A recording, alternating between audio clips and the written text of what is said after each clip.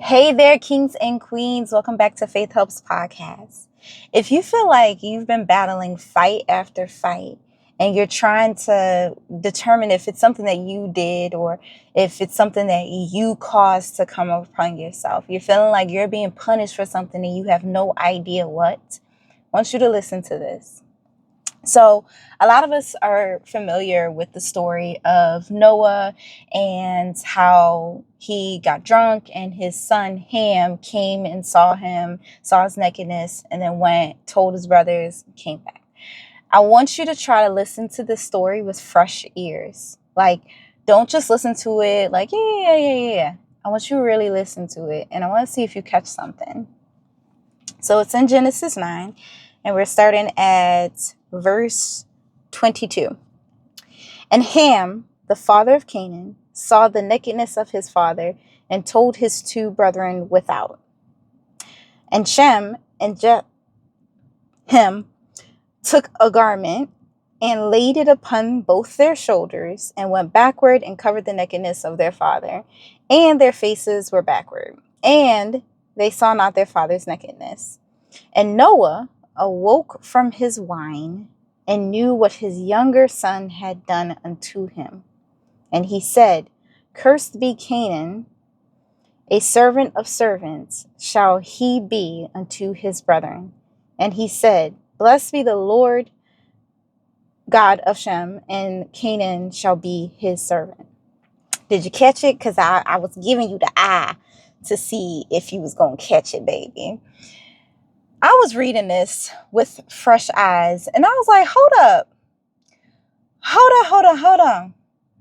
Noah, why did you punish Canaan, your grandson, for what your younger son Ham did? Okay, because Ham is the father of Canaan. Canaan is Ham's son, which makes him Noah's grandchild, right? And I sat with it and I was like, dang, that's so messed up that Canaan is being punished for something his father did. And not only that, as you continue to read on and you see it in Deuteronomy and Leviticus, the Canaanites just have a whole they just went through it, baby. But all of those generations of Canaan and after him, they probably were at some point thinking, why me? What did we do? Why are we made the servants? And we are seeing our cousins, Japheth and the other one. What's the other one? Shem. All right. Be blessed, and they're, receiving all these blessings and this favor of the Lord. And they're like, why are we the ones being punished? Why are we the ones who are suffering? Ham, from what we see, doesn't get a direct punishment because the punishment went to his son. You never know what you're doing that's going to impact the generations that come after you. If you are somebody who feels like, I don't even know what I did to deserve this, perhaps, I'm not saying that this is true, but sometimes the people that went ahead of us, our ancestors, our parents, our grandparents, they made decisions that impacted and are impacting us now. And that is not your fault.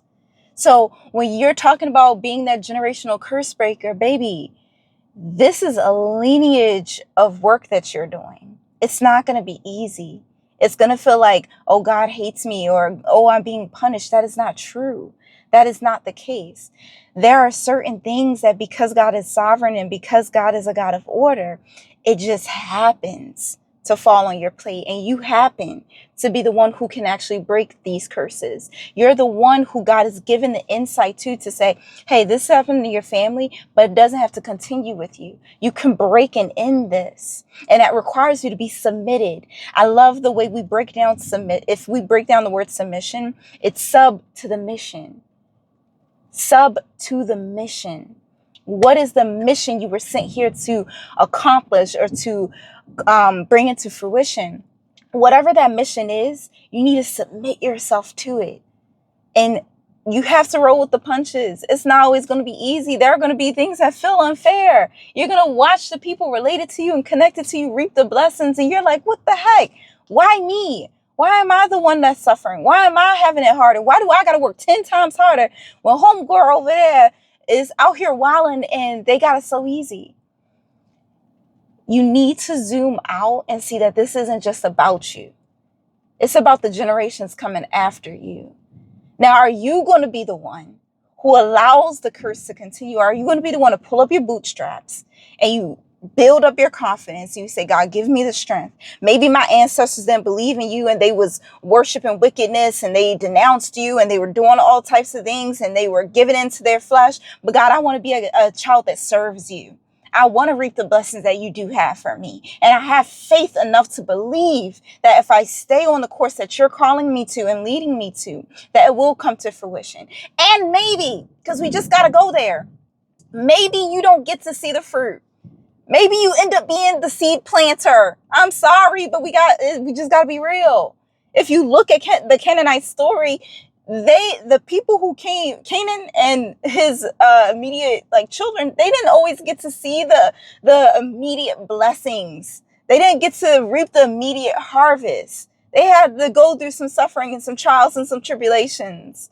There are going to be times where you have to be the seed planter. You're not always going to get to see the harvest. You're not always going to get to see the breakthrough. Maybe you're the one who decided, okay, the drug addiction stops with me and I'm not doing that no more. And you don't get to see your family. You don't get to see your grandparents and your uncles and your cousins. You don't get to see them get clean, right?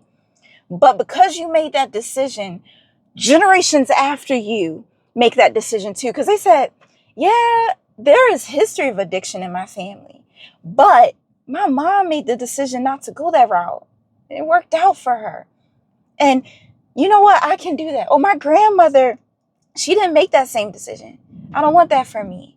Because once you make that the hard decision and the sacrifice, you show the ones to come the possibilities. We got to get off of ourselves and we want to see everything happen for ourselves. I get it because I want that for myself so badly. I want to see my family break through from the financial burdens that are on them and the financial chains that are bounding them. I want to see them see that it's possible for us to be millionaires. It's possible to come from Baltimore and be a millionaire. It's possible to come from a broken home and be healed and be saved and righteous and to walk holy and to love the Lord, not just with our mouths, but with our actions, and to actually have crazy faith.